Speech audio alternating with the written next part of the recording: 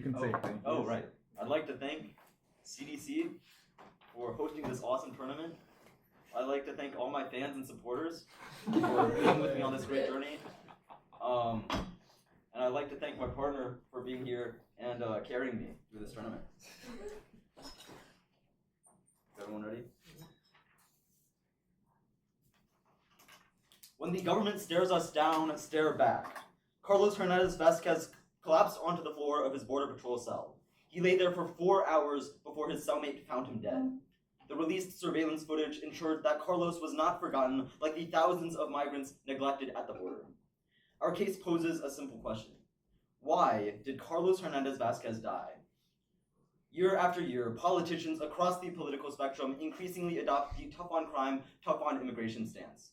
Chacon 22 warrants that from Clinton to Trump to Biden, the American government has focused on an enforcement-only approach to immigration to exploit non-citizen labor.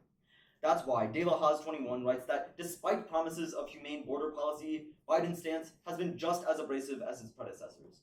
Indeed, the IDP 22 finds that in the status quo, Biden is cracking down on migration. With that being said, our sole contention is body cameras. To revive its reputation, Customs and Border Protection, or CBP, is currently piloting a body-worn camera program. CBP24 explains they're required to speedily release footage as part of a recent executive order. ICE is planning to deploy body-worn cameras as part of its mission to increase public trust. Unfortunately, Ingram 24 explains it lacks the resources to issue them to all personnel. Fortunately, an increase in surveillance infrastructure necessarily means an increase in body cameras. That's key for 3 reasons. Subpoint A is accountability. Body cameras improve Border Patrol agents' behavior.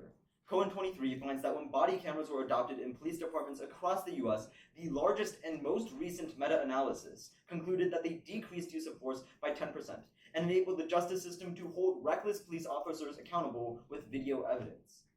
That's key because Martinez 23 highlights that between 2010 and 2016, there were over 33,000 complaints of wide-ranging abuse of those in ICE custody. Subpoint B is corruption. According to Bradley 23, Border Patrol agents accounted for 39% of the more than 26,000 misconduct investigations. Specifically, Lasusa 23 finds that corrupt CBP agents took bribes from human and drug smugglers and purchased guns for cartels. Crucially, Olkin 24 reports that top-down monitoring effectively checks corruption, stopping the trade of guns with cartels. Walton 24 quantifies that over 50,000 firearms were smuggled over the border from the United States to Mexico, Honduras, Guatemala, and El Salvador between 2015 and 2022, becoming the primary source of gun-based homicides in those countries. That's why Statista 24 quantifies that last year, Mexico saw 42,000 homicides. Subpoint C is structural racism. Racial violence happens because the state marks certain populations as worthy of preservation and others as disposable. Mendieta 2 explains that in order to justify killing, the state deploys racism, making the killing of migrants an everyday occurrence.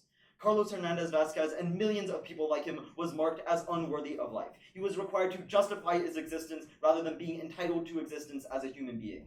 McGowan 13 explains that being a citizen definitionally means not being a migrant. Within the structure of legal citizenship, there's no legitimate place for people like Carlos, leading to calls for elimination. Meaningful change thereby starts with identifying with the migrant. Empirically, digital activists have recaptured data from body camera footage and other state surveillance to advance counter-narratives that spark broader social movements. Odom 23 reports that the Justice for George Floyd movement erupted in response to footage circulated by activists. Glasberg 22 explains that from 19th century abolitionism to the Black Lives Matter movement, progressive social movements have been at the forefront of lasting social change. The 2020 George Floyd protests transformed anger into politically potent hope, even in the face of disappointment and backlash movements. Only body cameras have the unique potential to feed a new wave of digital activism that rewrites the narrative surrounding the border and attacks the root causes of racial violence. Thus, we affirm.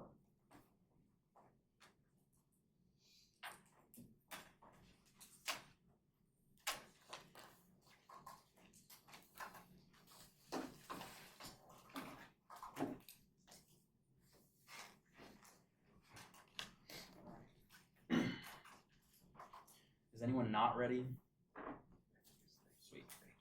All right, so basically just to start off, I just want to say thank you to CDC as a whole, but also all my instructors, Abraham, Colin, Becky, and everyone else. They all helped me improve my skills a lot.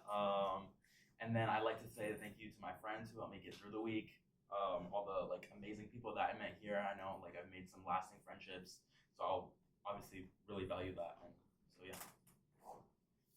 But if everyone's ready, I'll start my timer on my first wave. All right. An expansion of surveillance infrastructure will be used to reinforce migrant captures, forced detention, and deportation. Rivera-24 establishes that at the border, surveillance has become the backbone of immigration enforcement in the U.S. interior. By affirming the resolution, we expand this enforcement, changing migration flows to the detriment of the migrants and the countries that they come from. Thus, we negate the resolution. Our sole contention is protecting migrant flows. Our subpoint A is funneling. Expanding our surveillance infrastructure will lead to a funneling effect, where migrants will find increasingly dangerous routes into America to avoid and encounter with Border Patrol. An article by Chambers in 2019 reports that there's a significant correlation between the location of border surveillance tech and the routes taken by migrants. Expanded border surveillance infrastructure leads to a funnel effect that forces migrants to more dangerous routes. Regardless of how dangerous the route is, migrants are still going to migrate because the fundamental factors driving the migration are still there. The impact is preventing deaths from funneling migrants. This funnel effect exponentially increases migrant deaths. Data from the Pima County Medical Examiner's Office tells us that in the year 2000 to 2005, after a U.S. increase in enforcement operations, migrant deaths skyrocketed by 1,143%. Additionally, Lawrence 23 quantifies that after a European border surveillance increase, more than 29,000 people died on European migration routes. Our subpoint B is detention centers. CDC2024 states that individuals detected by smart border technology are apprehended and incarcerated under harsh immigration detention conditions, often in privatized jails that President Biden himself has condemned as inhumane. Track 24 states that ICE holds 37,509 in ICE detention, and CHO 23 furthers that the number of people held in ICE detention continues to grow. There are two impacts here. The first is migrant abuse. Martinez 23 states that DHS's Office of Inspector General received over 33,000 complaints of sexual or physical abuse between January 2010 and July 2016. Our second impact is discrimination-based punishment. CDC2024 explains that more than 8,400 migrants were detained in solitary confinement. Migrants with mental illness concerns, disabilities, and LGBTQIA migrants were subjected to solitary confinement as protective custody. Our subpoint C is labor mobility. Human migration has massive benefits for the economies of developing countries pertaining to labor mobility. Increasing surveillance infrastructure limits mobility across borders. This is harmful. As Zimmerman 21 states, a large body of research has documented that decreased cross-border labor mobility has negative effects for countries. Ghost 21 furthers that cross-border labor mobility establishes new firms, allows for a spread of knowledge, and increases investments for migrants as opportunities are created.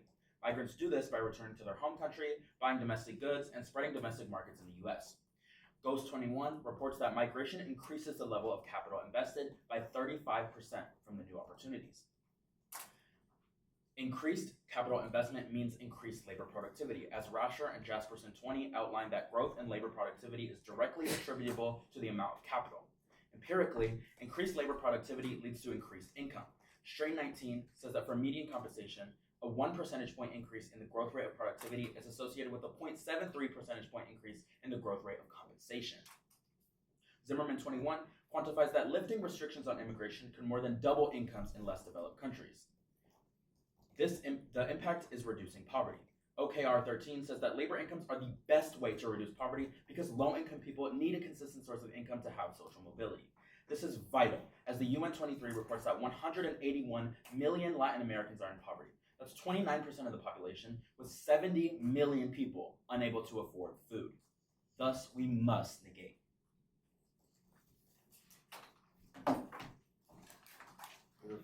Cross-examination. Mm-hmm. As first speaker, I'll take the first question. All right. On your funneling argument, wouldn't you say your Chambers 19 evidence is from 5 years ago? Mm-hmm. Given that, aren't these migrants already taking dangerous routes in the status quo? Yeah, sure, but as we see, as I read it to you in my case, it's going to get worse, leading to way more migrant deaths. Okay, so what does getting worse look like? The funneling is going to get worse. You're going to see migrants taking more and more dangerous routes because that's the areas that are. Okay, so what kind of routes are they taking right now then? They're taking dangerous routes. Right. So what does that look like? Can you give me an example? I mean, yeah, they're just flowing through the border and taking routes that are they don't have like the infrastructure to be able to like Right. Like, cross. can you explain to me what the route that they're taking looks like? The route that they're taking looks like. I don't think that matters. I think that's irrelevant. Like they're dangerous. That's all you need to know. Can you answer the question? I just don't get the question. Like, is it like deserts? Is it, or what is it? Yeah, it's like there's deserts, there's like rough terrain, there's mountains. And Okay, stuff so like what is the route that they take in the affirmative world look like then? that they're gonna take those like same like routes. Okay, Like thanks. dangerous terrain. Anyways, can I take a question? Yeah. All right, awesome. So why are body cams specifically the only way to kind of solve this like corruption and things like that? Yeah, so what we would say is that there's no other surveillance that specifically like follows these officers around and holds them accountable. Especially at the border where you don't have things like civilian bystanders that can hold people accountable, hold police officers accountable. That's why body cams are so important. Okay, but why is don't you think like a more holistic approach would be necessary? Like, why is it only body cams that's gonna solve this? Well, body cameras are what leads to a more holistic approach. You need these footage of these incidents in order to create a convincing counter narrative that sparks social movements. Okay. On your case, let's talk about. Okay, can you explain to me how specifically we increase detentions through surveillance? Yeah, so obviously if there's more surveillance, people are still going to be crossing the border. So seeing as like their surveillance is better, they're able to catch more migrants. Okay, but so does that apply to like inside the country, or is it just people who are coming into the country? People coming through the border. Okay, and how many people is that? How many people are coming through the border? Yeah. I don't have a statistic on that. Okay, you have a question? Yeah, so well, like I just kind of want to go back to my previous question a little bit, maybe change the wording. Why specific like body cam specifically, like they like why is that what we need versus like something more comprehensive? Like why are we implementing just body cams and not other things? Well, what does something more comprehensive look like? Like changing the structure of like like you could like change the structure of like agents and like how they like essentially give them less power. I mean, what we would say is that like a prerequisite to that is changing people's minds about the entire border crisis in general.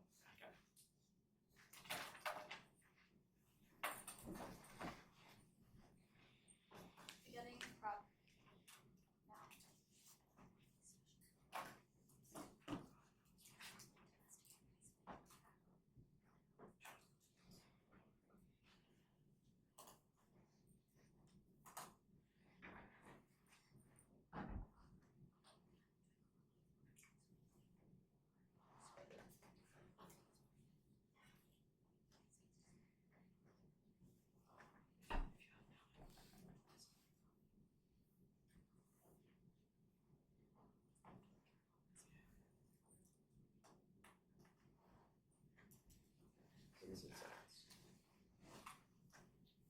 Sorry, what you counted as? 36. 36, okay. Is that what you got? I got 37. But sure, we'll do 36. Okay, we'll do 37. No, it's okay. We'll do 36.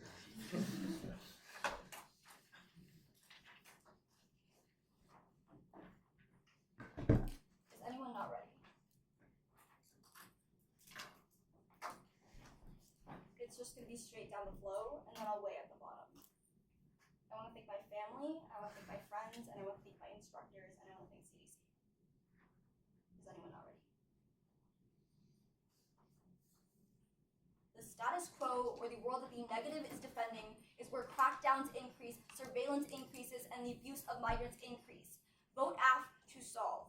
Let's talk about their case proper. On their first argument about funneling, 2 overall responses. First, CDC2024 explains that right now Mexico is already cracking down at the border. That means they're already being funneled before they get to the US, which is why US action doesn't matter when it comes to funneling. Second, it's already happening in the status quo. They quite literally conceded to you during the first crossfire that they're going to be taking the same routes. They can't explain to you what more dangerous looks like. If I go from one desert to another desert, it's still the same mortality rate, which is why on funneling, there's already surveillance filling these safe routes. At the impact level, they give you this example from the EU. However, obviously in the EU, they went from no surveillance to surveillance, but they're going from more surveillance to marginally more surveillance in the US, which is why it's not applicable here. Then, on the argument when it comes to detention, first, it's really unclear if they're talking about domestic detention or people coming in, but we'll address both anyways. On domestic detentions, first, sanctuary states are protecting migrants from detention. That's why things like California and Virginia, it's a lot harder to deport migrants. But second, the Washington Post in 2022 finds that despite massive expansions in biometric databases, there was actually a decrease in deportations that year, meaning there's no correlation between the two. But second, if their argument is people coming into the US, we're telling you they're already detained when they go through things like legal ports of entries. And if they try to cross illegally, they're caught by ICE in the status quo, which is why their world is just as bad for detentions. Then, at the impact level, we're going to tell you if you fund ICE in the status quo with things like surveillance, they're able to trade off the funding and put more money into things like humanitarian conditions, bettering detention centers. On the subpoint C on labor, call for their evidence, it's very explicit. They tell you in their own case, the only way that you actually boost the economies of the host countries is if these migrants return home and spend the money. That's important because they have to return home. However, when people are crossing the US-Mexico border, they oftentimes don't go back to Latin America, which means you don't see any of the economic effects that they talk about. But even if you believe this, it's a marginal increase in wages. They tell you there's going to be a 0.73% increase in wages, which is a very small amount. It's less than 1%. More importantly, when it comes to this, inflation is always going to outpace the very slight increase in wages that they talk about, which means they're not solving for poverty. Second, there's a lot of other reasons when it comes to the economy as to why it's always going to be worse and they're always going to be kept in poverty. For example, the COVID-19 pandemic. Free trade agreements by the United States that allow the U.S. to exploit cheap labor in Latin America, or the economy being very unstable due to dictators that were imposed by the U.S. This means even if you see an increase in income, they don't solve for their impact because of all the policies that exist in the status quo. Third, they're literally advocating for trickle-down economics. However, most of the time when you see economic growth, because of the dictatorships and corruptions in these countries, they all go to capitalists and the corporations, but they never go down to the average citizen.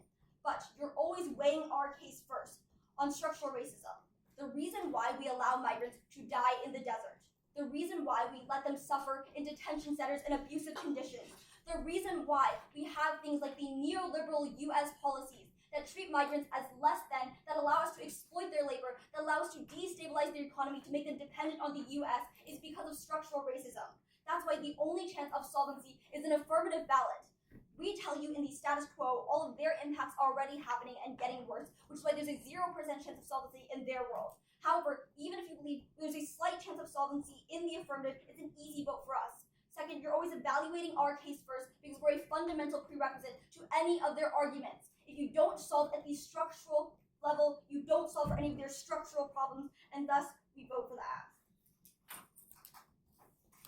I'm gonna run a little bit over time. I'll make enough time so I know.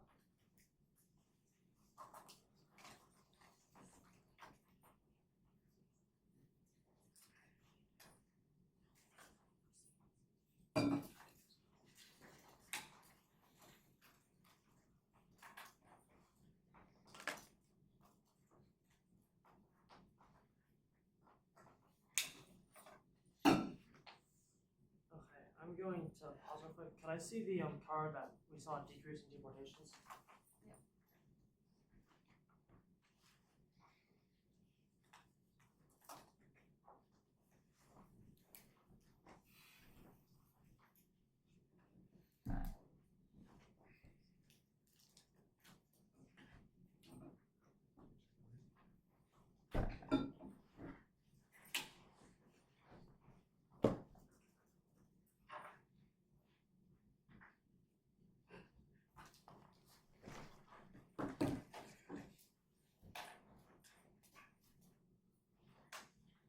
Do you want to see the cut card? Yes, please.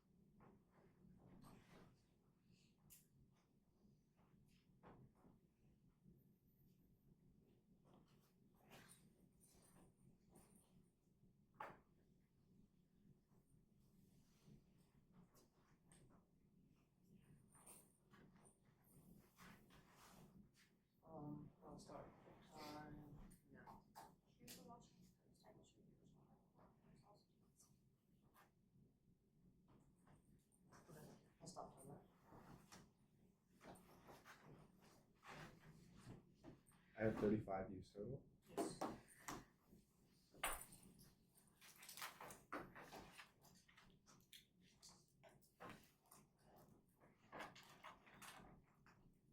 Order will be their case obvious.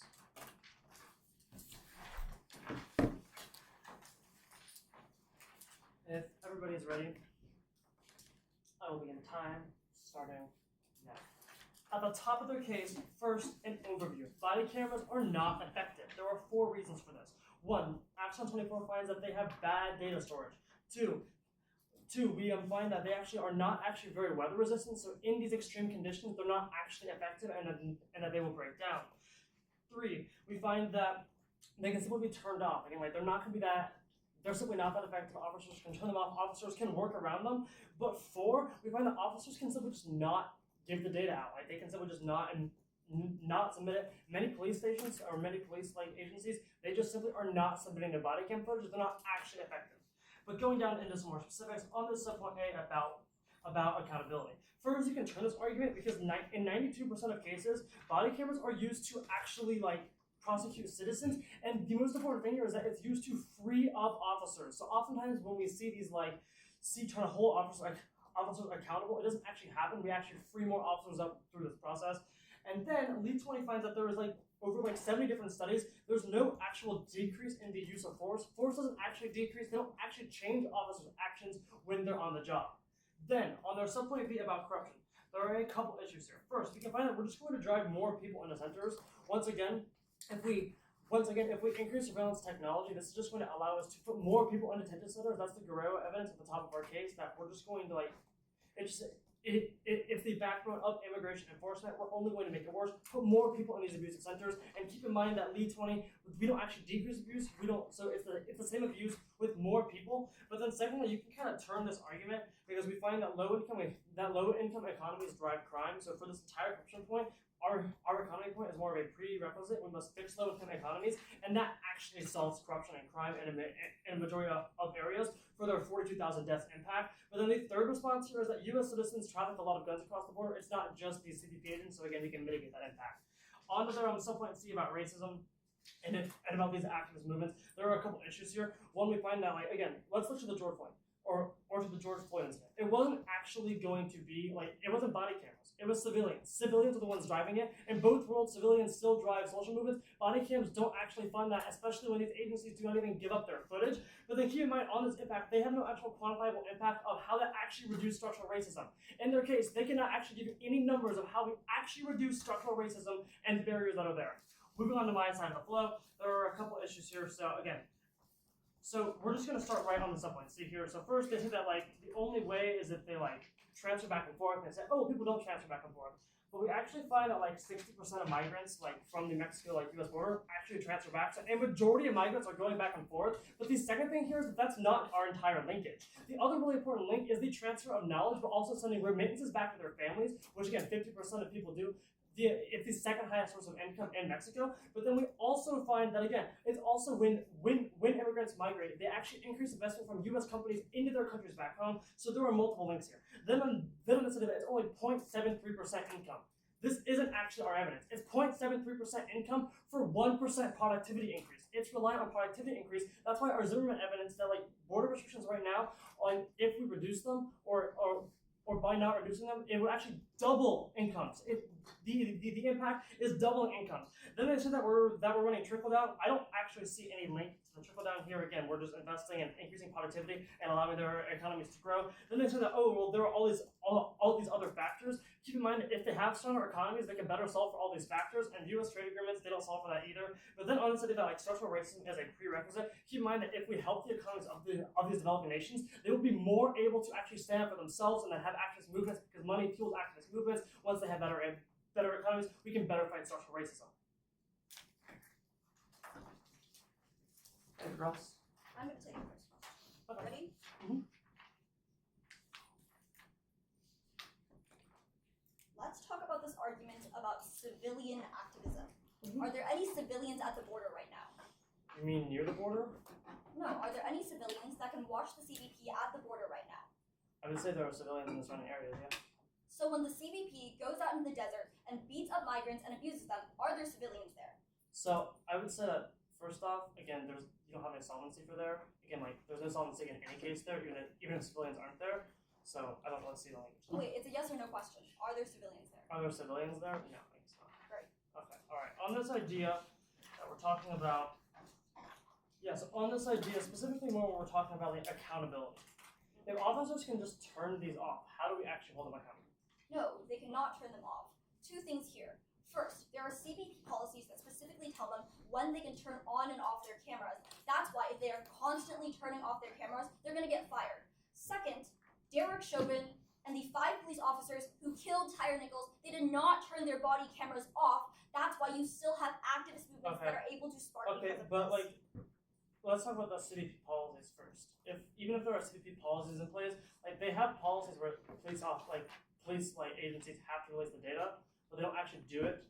How does it actually work in practicality? Even if the policies are there, what actually happens before? Yeah, even if they don't release the data, you have things like activists and nonprofit groups who sue for it through the Freedom of Information Act. That's why they sue for the entirety of the footage, and the more footage that you have, the more counter narratives that you can push, the more change that you can create. But I'm going to take a question. All right. Let's talk about your argument when it comes to labor flows. Mm-hmm.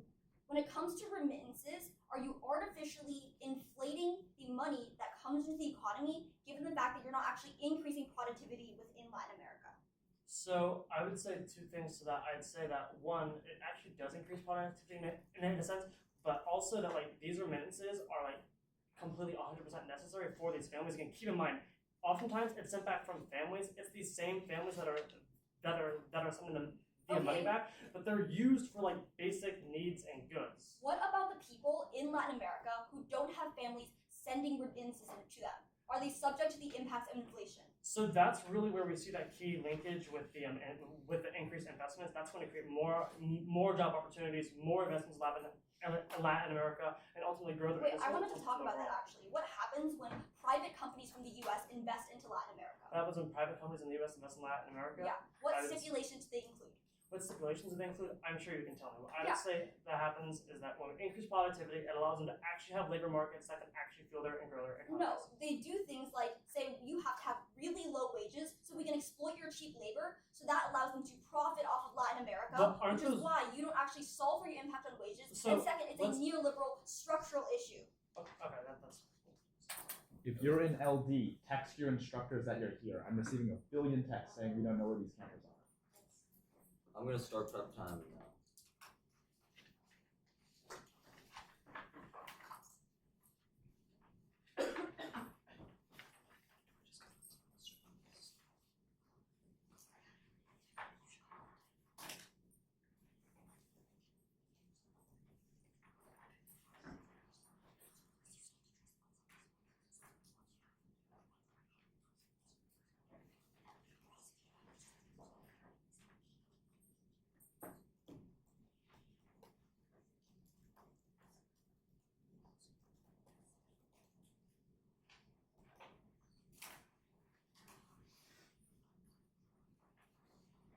We're gonna see your evidence that the body cameras are not weather resistant.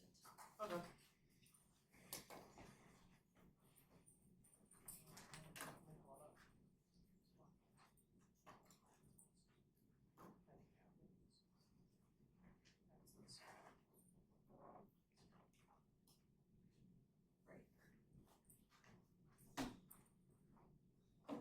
Okay, can I continue prep time?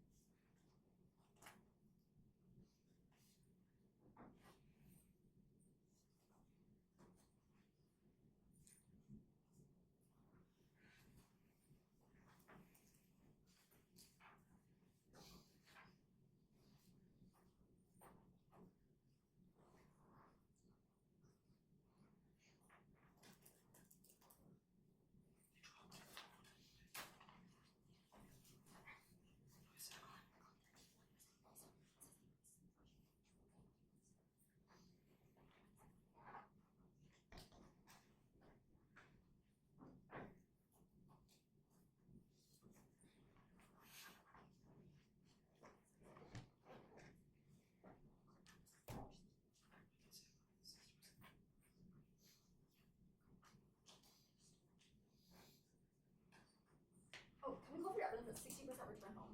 Yeah.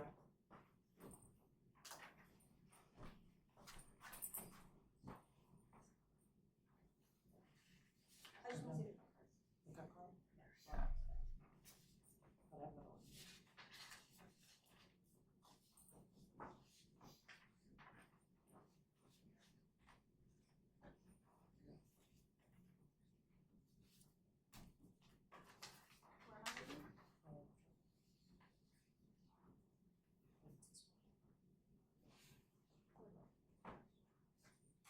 Or does it say 60%?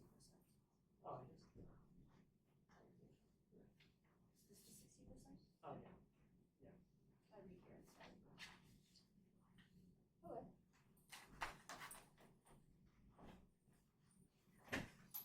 We'll take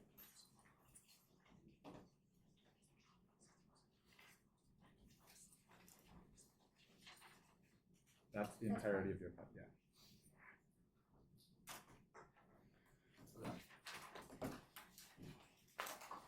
Everyone ready? Yeah, it'll start on the top of case, weighing, and then case proper and everything.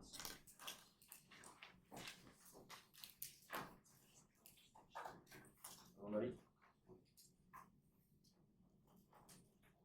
Carlos Vasquez died because the state marked his body as disposable. That was the dropped Mendieta and McGowan evidence, which tells you that racism is the reason why we allow migrants to die in the desert. Racism is the reason why we allow jail and detention center conditions to be so bad. And racism is the reason why we justify neo-colonial policies that create a dependence on the United States economy for all these Latin American economies. They dropped the Glasberg evidence, which tells you that social movements have been behind every meaningful social change in United States history. That was the abolitionist movement, that was the feminist movement, that was the LGBTQ movement, that was the Black Lives Matter movement, and they dropped the Odom evidence, which tells you that these movements only exist because of counter stories that were pushed, specifically during the Black Lives Matter movement, by body camera footage. All of that went dropped. But on the top, they give you a couple of responses. 4 reasons, first of all, why body cameras still work, despite what they said. First of all, their weather evidence is from 2015, but what we see in the status quo is that the CBP and ICE are already piloting programs and they're already posting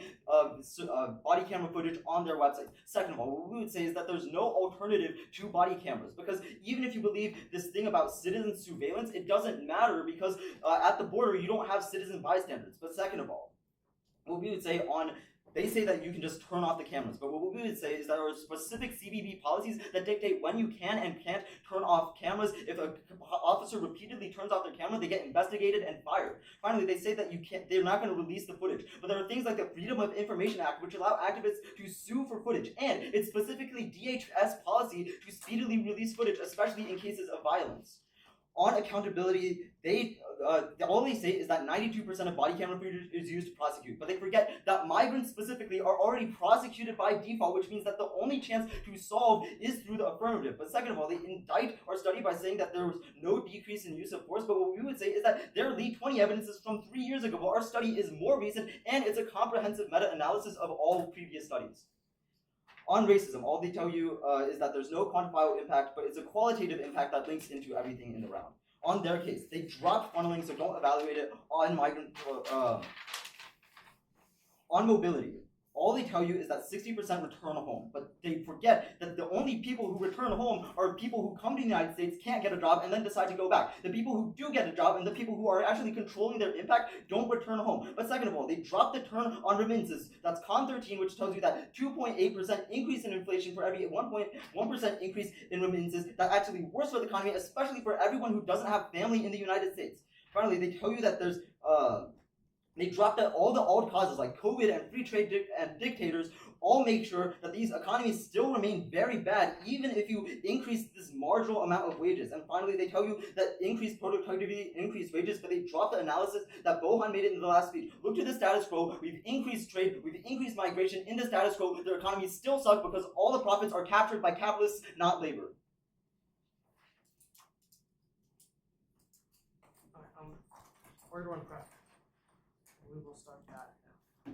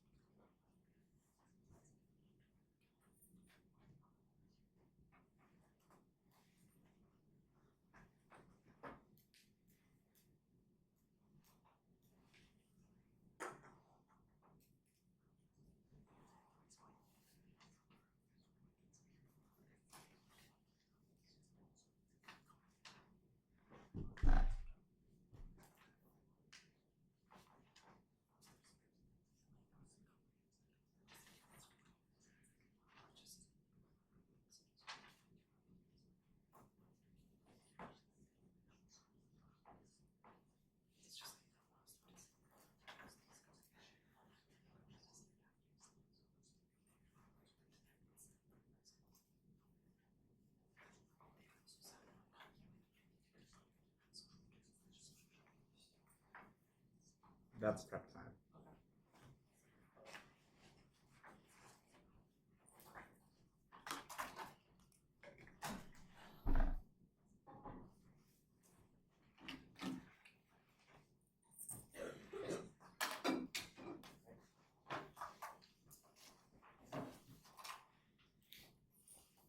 Is everybody ready? Awesome. Then I will begin my summary on my first word.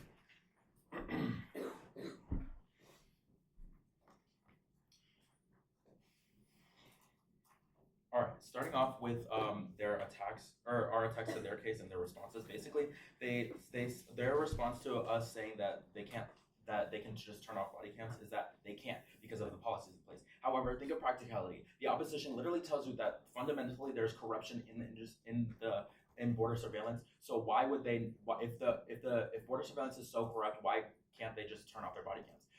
It's fundamentally corrupt, so they're not going to follow these policies. Obviously, if they're not already in the status quo. They essentially there's a bunch of misuses of body cams that we kind of talked about in rebuttal, and their only response to that is about policy. But obviously, in reality, you want to preface like what is happening in reality over the policies that are in place when they're currently breaking them already. They kind of like misrepresent our arguments by saying that the income increases are only marginal. However, our point is that 60% return. They tell you that that they're only unemployed. However, the point is that they're educated. They bring back this education back to their countries, and that's going to improve their economic state because of the new knowledge that they have that they're bringing, and all the other things that we talking about, not just the increased incomes. So another thing is they talk about how another thing is they talk about inflation. We're going to be worsening inflation by remittances and things like this. But if we're doubling the income of some of these families, then that is going to outweigh inflation. If we're doubling their income, then obviously their economic state is going to get a lot better. They basically saying they attack our case by saying that funneling, 60%. So essentially on they talk about kind of like structural racism and things like that, but in their case, they don't really give you any impacts as to how this is going to change. They just say that it's going to get better, but like, how is it going to get better? What's going to change? We don't have that answer. Another thing they say is that they basically tell you that the economies of these countries are getting better, or so bad because of COVID and things like that. But if they're due to COVID and certain circumstances like that, they're obviously going to get better because this is like a situational thing, and it's only temporary. So obviously, if these economies are already getting better, we just need to keep that process going and keep bettering these economies so we can better their lives. And this also improves structural racism because, as we told you, if we're improving the economies of these countries, we're decreasing crime, and we're also like bettering their states, and it's gonna kind of change perspectives a little bit, and so that's gonna actually solve for racism better. Another thing is they kind of attack our case. They say that there's sanctuary states. However, sanctuary states do not actively prevent federal officials from carrying out their immigration enforcement duties. They just say that they are not going to cooperate with enforcement officials, but enforcement officials can still detain these migrants. Another things they talk about is how there are marginal increases, and we already disproved that. So essentially, vote.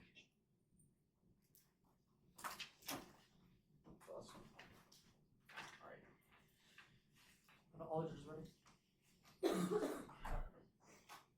Or you could. Okay, we're sitting.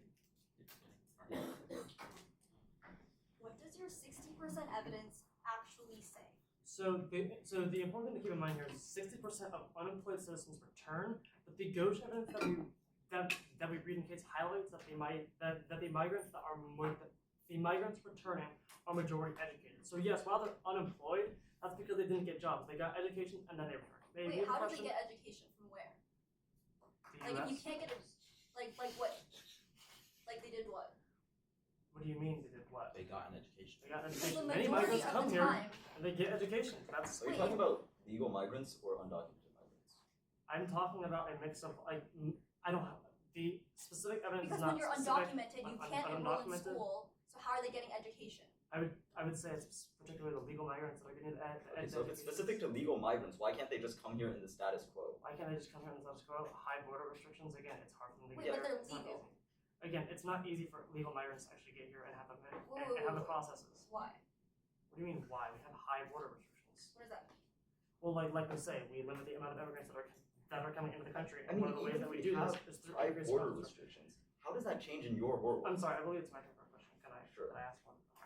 All right. So on this idea, again, like body cams, that they're solving like structural racism. Yeah.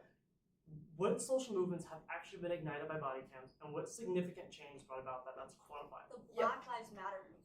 So what change was brought about that to actually change the policing industry? Yeah, so like defund the police is now a household issue. Police brutality is now a household issue when Okay. before there was So, almost but again, much less awareness Isn't there a for these difference issues. between a household issue and actual change? Like everyone can talk about it in Yeah, their house, everything- but if they're not actually doing anything about it, then like what actual Change doesn't happens? happen overnight. It's ridiculous that you assume that activist movements suddenly take one movement to solve for structural racism. Okay.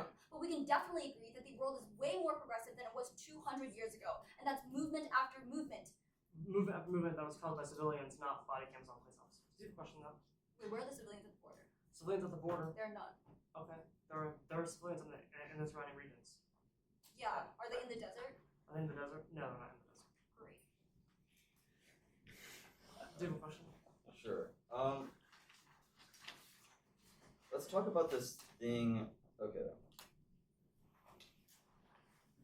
So how, like empirically, we've seen that you've already increased the amount of like cross-border trade, cross-border migration in the status quo through like free trade agreements. Why aren't Latin American economies rich now? Wait, are you talking about? Wait, sorry, restate it. So your entire thing is about like labor productivity increasing wages. If we've seen labor productivity increase in the status quo, if we've seen trade increase in the status quo, if we've seen like cross-border exchange increase in the status quo, why are these Latin American economies still like So I would say that the economies are actually improving. Right. Like, and you said before that their bad economic state is due to like certain, like you talked about COVID and things like that.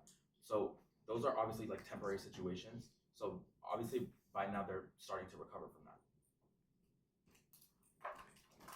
We're out of crap, right?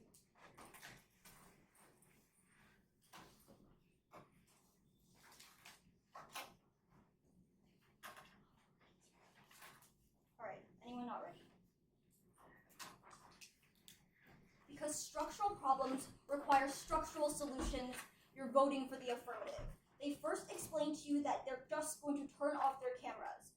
No, they missed the analysis in the case of Derek Chauvin, Tyre Nichols, all these police officers didn't turn off their cameras. That means you're always voting for us, because there's no chance of solvency in their world. However, even if one body camera stays on and the footage goes out to the public, that's way more than what they have. But second, you can still sue for the footage. That's if activists sue for the footage and they find out that people are just turning off their body cameras, that still creates backlash. Then, we'd also tell you they're literally releasing body camera footage in the status quo onto the CBP website, which is why there's obviously footage circulating around. Don't let them pick up any more responses because they dropped them all in their last speech. You're voting cleanly on structural racism. They've conceded to you in every single crossfire. There are no civilians right now at the border, which means there's no one to hold Border Patrol accountable. The only way to fix that is through body cameras. With things like structural racism, you need one footage to create things like counter-narratives that spark movements. We fundamentally prerequisite the entirety of their case. They're going to give you this economy weighing, but remember, it is the neoliberal policies, their own advocacy, that has created a dependency on the United States that ensures that Latin America's economy stays collapsed. But they've dropped too many things on their side of the flow to even vote for them. We first explained to you on the inflation analysis. The inflation increases for every single person who doesn't have people sending remittances back home to them, which is always going to be worse for their poverty. Second, they don't actually impact you anything because we're telling you things like free trade agreements and economic instability and dictator regimes keep people in poverty, which way they don't solve on their side. That's why their entire case is trickle-down economics, hoping the economy grows and it goes to the average citizen, but time and time again, it's recaptured by private corporations. They're not winning their case, which is why you can't vote for them. The only chance at solving for the fundamental root issue as to why Latin America's economy is in collapse is through solving for structural racism that allows the U.S. to exploit Latin America. The only way to solve for all the migrant deaths is for structural solutions, and thus we're so proud to affirm. Do you want to give thank yous? Oh yeah. Sorry, I forgot a rebuttal. So I of course want to thank all of the CDC instructors. I want to thank David. I just met David this week, and this is a great week. I had a lot of fun debating with him. Of course, thank you to the Open team. Okay. Is everybody ready? Okay, I'm going to go their case, our case. If everybody is ready, I'll begin time starting now. At the top of their case, look to what actually happens in practice. They just keep saying all these alternatives, like, oh, well, they can sue for this. Oh, well, they can, they're releasing footage on the CBP website. Keep in mind, Judge, what's actually been brought out from this? Going into more specifics. So again, body cams can simply be turned off. They are simply not effective. We simply do not release the footage. People do not do it because, again, we're relying on border agents to hold border agents accountable. We're relying on corruption to hold corruption accountable. This doesn't actually work. Maybe they are releasing footage on their website. They're releasing footage of good things that show them of good things that paint them in a positive light, which decreases actual change. Overall, we're not going to actually see any positive change. They can't give you any examples of it's actually leading to any quantifiable change. Even this story that they read at the top of their case, what happened after that? They can't tell you what happened. No change actually happens on their side of the flow. They don't solve for structural racism.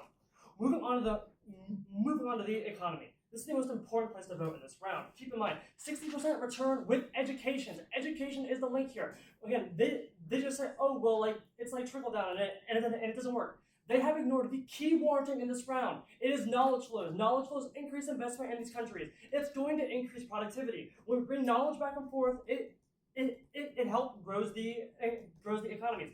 Then they say it's neoliberal trade practices. I don't see how migrant flows are even remotely related to that. Then they just keep carrying this inflation. Keep in mind that their only actual rhetoric on inflation was in comparison to our 0.73 card that they misconstrued. They don't outweigh inflation when we look at these Zimmerman evidence that they never responded to of doubling incomes. On the impact level, this is the most important impact for two reasons. One, magnitude. Income is the surest way to bring people out of poverty. It's happening in the status quo. Their economies are working, and there are 161 million people in poverty. But two, if the fill structural racism because again, if we aid these countries, they can stand up for themselves with their own money and then fix their own structural issues. And for those reasons, we urge a negative ballot.